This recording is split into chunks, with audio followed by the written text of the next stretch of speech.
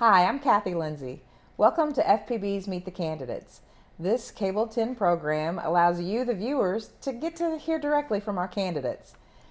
We've gathered questions from throughout the community, and now we have the opportunity to hear what our candidates think about issues that are important to us here in Frankfort.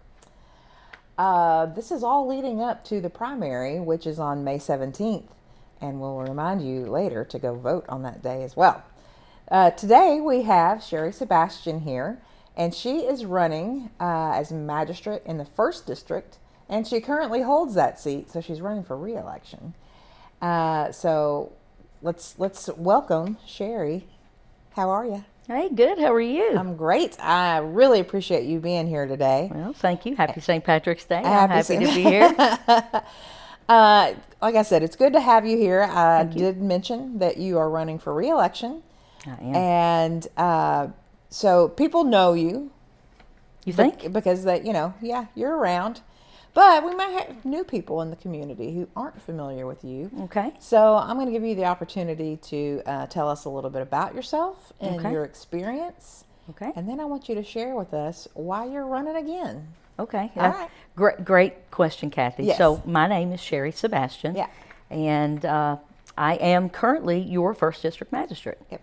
I chose Franklin County and Frankfort as my home in 1987 after graduating magna cum laude from Western Kentucky University, where my degrees are in history, government, and I have a minor in English. So I spent a lot of time in the library. Yeah. I also have a master's from there in leadership studies. My first professional career, moving here to Frankfort, was in the office of the Kentucky Senate President. From there, I transitioned into the into the executive branch. I transitioned into chief policy making and budget positions in the Education, Arts, and Humanities Cabinet, and then in the Workforce Development Cabinet. And there I gained a lot of valuable skills, talents, and abilities. So I transitioned those very seamlessly into the work of the Fiscal Court. I have a long record of community service here from the moment that I hit the ground. With the Frankfort JCs, I served for 20 years as the coordinator and moderator for the Leadership Frankfort Government Day. I've been on the board of the YMCA for about 20 years when it was the Frankfort YMCA. I've been president of all those organizations, president of People Understanding Special Handicaps. I work on the Resource Office for Social Ministries and Franklin County Council on Aging, just to name a few. From that, as I sit on Fiscal Court, I am on the Benefits, the Compensation, the Finance, and the Strategic Planning Committee, which when I came to Fiscal Court, there was not one. So I questioned that heavily and was the advocate to get that as a standing committee of Fiscal Court. I have been entrusted by my colleagues to represent the entire Fiscal Court and Franklin County in meetings in Washington, D.C., with chief policymakers, with congressmen, legislators. I have also been entrusted by my colleagues on the Fiscal Court to represent the county's interest in a joint task force and work group that was put together with the city to discuss economic development. And then most recently, I've been entrusted by my colleagues to thoroughly vet applications for our county treasurer, which is a very key position in Franklin County government. Now, as far as me personally, I've been married to Michael Moore for almost 30 years, so I'm just scraping the edge of that. We have 4 very, very vibrant daughters. Our oldest is a retired firefighter in Florida. Oh, wow. Our number 2 lives in California and teaches 3rd grade. Our number 3 is an attorney and lives in Montana, relocated from Chicago to Montana. Oh, wow. We don't see them as often as we would like. I have our youngest is at home and is a senior at Western Hills, and she plans to go to Morehead State University, go Eagles, where she plans to major in business and minor in nutrition, and she wants to transition all that into the culinary field. Go to culinary after that, so we have a long road of school ahead of us, but very exciting. Sure. As a magistrate, I not only get the ability to study and research, but I also get the opportunity to put my thoughts out there and also demonstrate to the community what I have been working on for them. So I am the only magistrate on this court, and probably last court, and I can't say courts before that, to put together and publish newsletters. So I have a year-end newsletter every year, and here's one. I have one from 2020, all these great documents here. Another newsletter, yet another newsletter. And finally, this one's, the last one is pretty long. It's like 10 pages of really good stuff.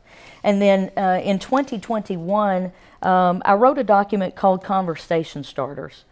There was so much going on in the world with the pandemic, and I thought, what better way to start to take the conversations that I've had out there with concerned citizens about issues in our community and elevate that conversation.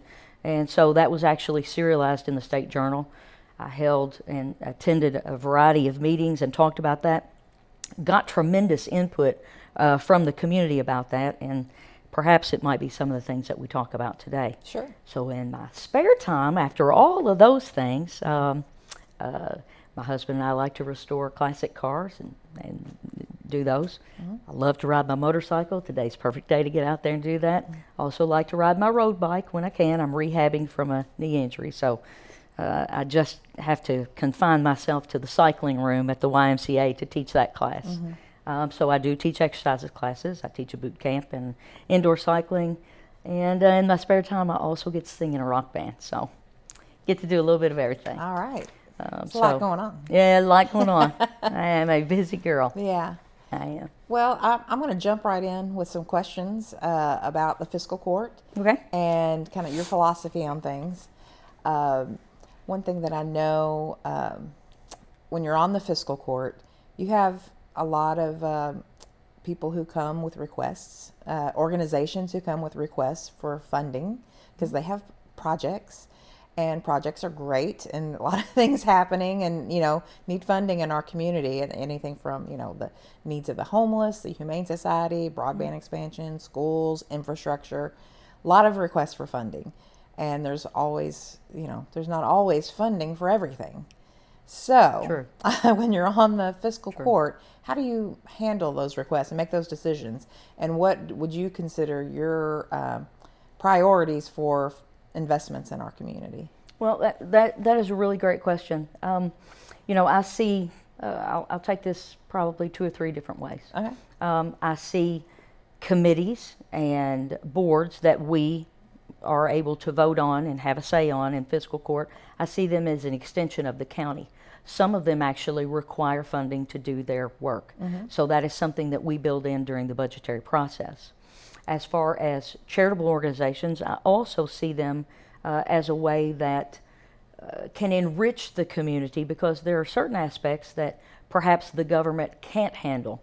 Most of the time the government handles a lot of things that aren't as profitable to private business. Mm-hmm. So the government steps in to take care of those things, and yet there are certain services that the government itself doesn't take care of.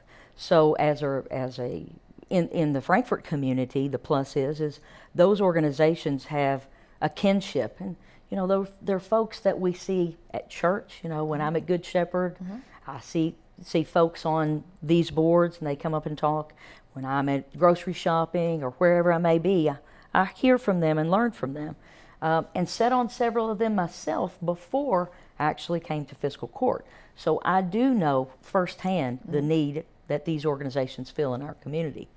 Now, what we do as a Fiscal Court, we put out a process to receive applications, and in that process, where they talk about their needs and what needs they're filling for the community, they discuss programs, they discuss funding needs and how those work together, and then how some of the work that the court may be doing could be leveraged. So as an example of that, the county's living budget is anywhere from $27 to $28 million. However, at the federal level, through the pandemic, Federal dollars were devolved down to local community groups. The city, as well as the county, received a share of ARPA funds. You may have heard about that. So in receiving those funds, we were looking at what is the best way, because we may never have an opportunity like this again. What is the best way to find a way to put one-time money into a project that will elevate our community? So some of the ways that we chose to do that were to put monies and make them available we're partnering here with the Plant Board, which is a great partnership to extend broadband into areas that have not had the ability to work and connect from home. You think about trying to be a student and a parent during the pandemic, and you are not only hamstrung because you're not available to go to those spaces to either get educated, share your resources and talents. You have to stay home to try to do that, and yet you don't have the capacity to do that because you don't have the access. And it's not only one point of access in your house, but you need that across the board because your kids are using it, you're using it for work, your spouse or significant other, they're using that as well. So from the ARPA money in response to broadband, for example, I have an area in the area I serve, Nineveh Road, down in the Greasy Creek area. They have never had service, and one of the first things that they asked when I came on Fiscal Court is, please be my staunch advocate to see what can be done to extend that in this area. So this will be a way that I can work with folks that I know that just live a football throw from my house to be able to help them. And we have that community collaboration with a vital resource in our community here at the Frankfort Plant Board and their board of directors, who also see the benefit of extending their services and leveraging that relationship and partnership with government. But to take that a step farther, water is a huge issue in our community.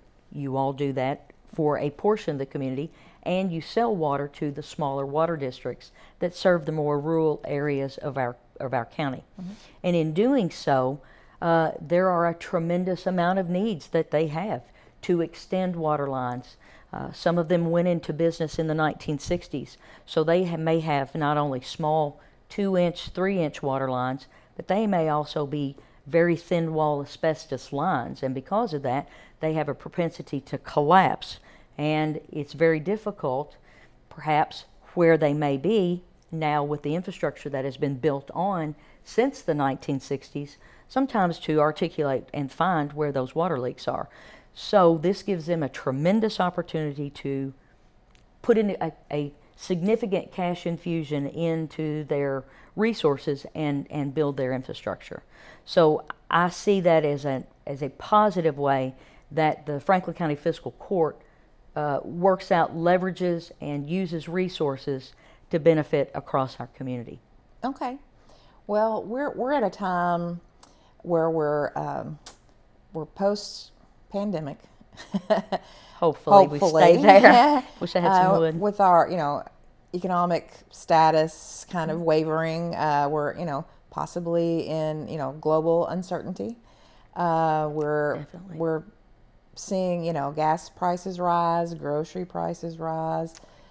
We all need to be buckling down and finding ways to be more efficient with the money that we do have. So I'm going to ask you the question that really we ask every time: is it time to maybe revisit the possibility of a merged form of government in order to be more efficient with our funds? Sure.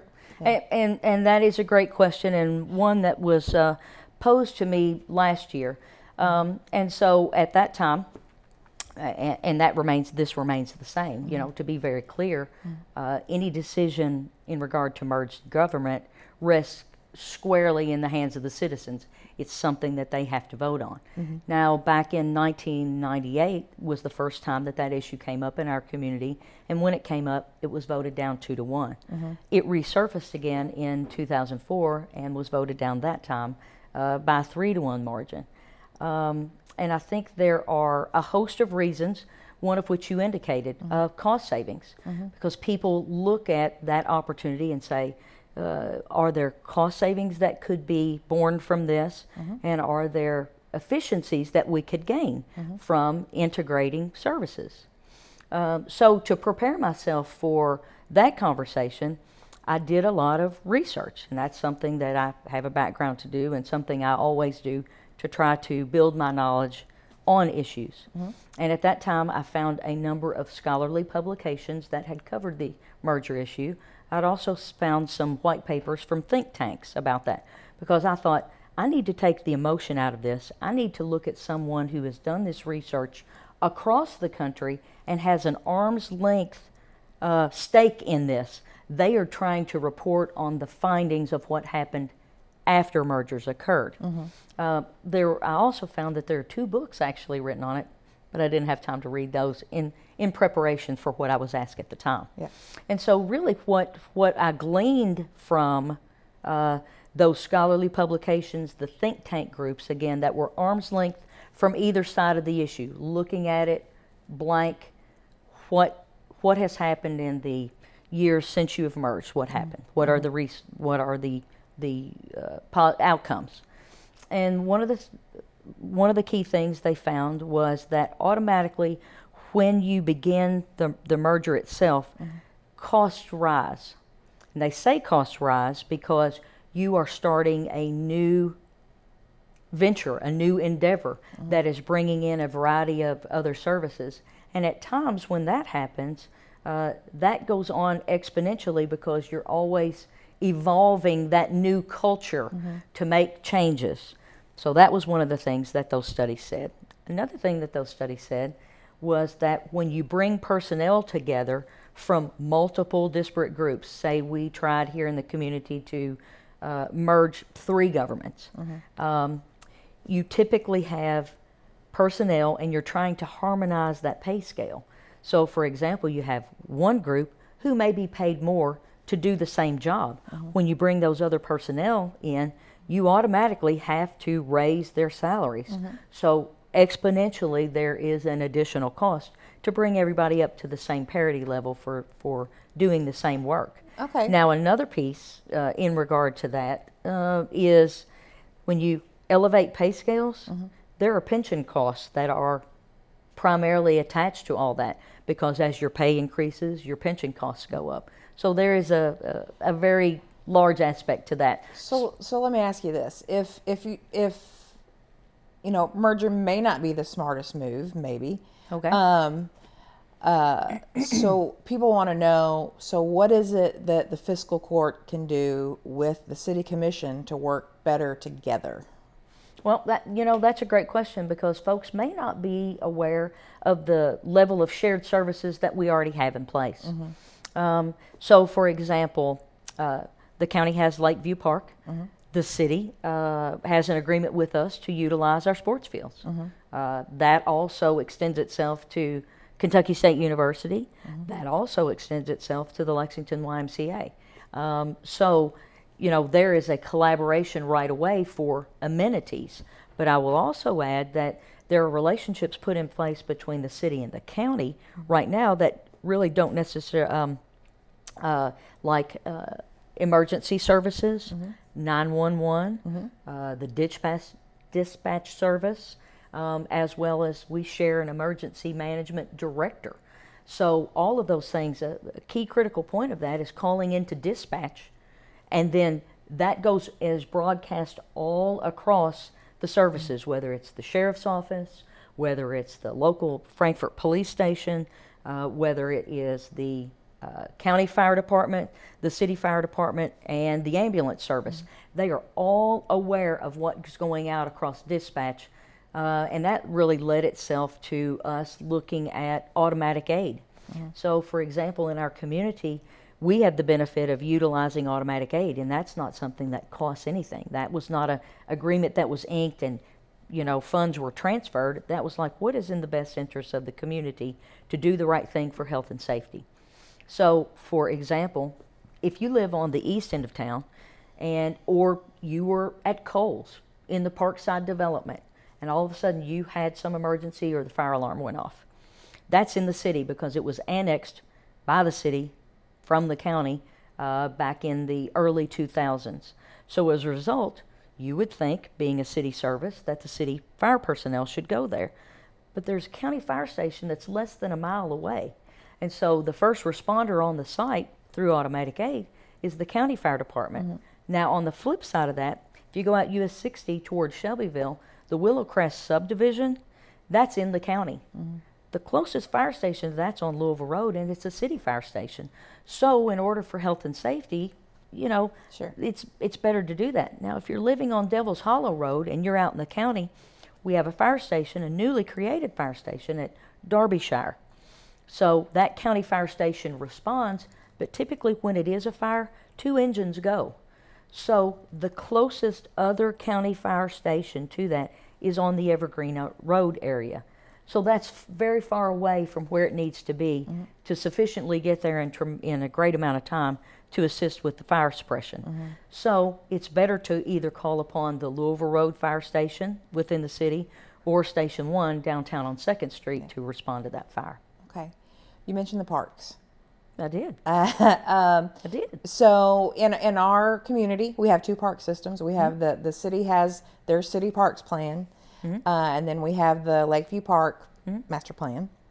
Would you consider at any point that maybe the parks departments could be consolidated to better serve our community? Well, it's great that you ask about the park systems because, I look in our community in regard to amenities. And I think one of an amenity that is critical for us is affordable housing for like young families, folks that I mentioned, my daughter, who I want not only go away to Moorhead and wherever she goes for culinary school, but I want her to come back. But she's not automatically going to be able to be in the housing market right away. Folks that we're trying to attract in, they may not also be able to buy a custom-built home. So they're going to look for affordable housing. But those individuals that we have in our community today, and those individuals that we're trying to bring into our community every day, they look for, where is a place that I can go with my family that's a stone's throw away from the house that I can enjoy myself? Activities available. So we have multiple parks that they can utilize. Juniper Hills, Lakeview Park, Cove Springs, Dolly Graham in my area as well. That is those are tremendous assets. And through those assets, both communities have developed master plans. So the city enjoined its master plan effort before the counties really got up and running. Their master plan was completed in July at a tune of $31.5 million. That would be spread over a 10-year period. And in their master plan, and which I read, theirs was almost 275 pages. In their master plan, they plan to put in 2 additional soccer fields down at the Capitol View Park, which is leased from the state. They plan to do away with 2 tennis courts at Juniper Hills and transform that space into a futsal court, which we really don't have in the community at this time. They also plan to do quite a bit of revitalization of the bathroom areas, directional signage, things like that. Now, as we're looking at Lakeview Park, we did a tremendous amount of not only community input, which the city did as well. We did a regional needs assessment to also figure out, folks are traveling from our own community and are weary of doing that, weary of driving to, I would say, Shelbyville, which created the recreational center that they have in 2000. They're weary of driving to Georgetown, which got a jump start on us in 2001 with their facility. They're weary of driving to Versailles, which created its facility in 2002. And they want something right here. So one of the tenets of the Lakeview Park plan is not only to reimagine and invigorate the current space that is there, but what else does our community want? What else does our community need? And will it all fit on this park space that we have at Lakeview, the 136 acres? As the plan currently is it something you're in support of? As the plan currently is, I think, let me talk about the pool. Because that's one of the big issues for our community. And I think, let me just say, yes, we need a pool. I mean, was an instructor when the YMCA was truly the Frankfort YMCA. Yeah. I would go work out in the morning before I would go to work at the workforce cabinet. And there invariably would be somebody that would come in there and say, can you get off this treadmill running and come lifeguard in the pool? Because there would be people that would show up at 5 and 5:30 in the morning in the winter to swim because it was their recreational outlet. It was a way for them to rehab things like my torn ACL. It's a way to do that. It's a way to teach your kids how to swim. But it's also an outlet for seniors and recreation. And now, you know, Lexington has the YMCA now, so the pool at Prevention Park is closed. The downtown facility is closed. There is not enough around the clock and around the year opportunity for that. And we know our school kids need it. We know the community wants it. We know it would be great for seniors. So I think there is an opportunity for the parties, as you had indicated earlier, to come together and start talking about the nexus is here, the want is here, the desire is here to have it, and people are weary of traveling. So with that being there, I think we can all sit around the table and come up with a plan that catapults this community forward and makes our facility, wherever that's going to be, one that everybody can agree on. What are the options for paying for that? The pool or the Lakeview Park plan? The Lakeview Park plan. Oh, okay. So we'll get back to the Lakeview Park plan. I'm sorry. That's okay. That's what people want to know. I understand that. Yeah. You know, and here's the thing, the little known thing that most people don't know. When that park plan was brought, I'll back up one step. Okay. And we're running out of time, so talk We faster. are? Yeah. I can't talk faster. You're asking me great questions that the community wants to know, and I'm trying to give you good answers. Yeah. So one of the key things that for the Lakeview Park plan, it was put out, nationwide search done, variety of firms came in, one was selected. Yeah. As part of that initial plan, there was a financial analysis component that was actually brought to the Fiscal Court with the park plan by the Hitchcock Design Group to say, you know, we'll do an analysis phase, we'll do this phase, we'll do that phase.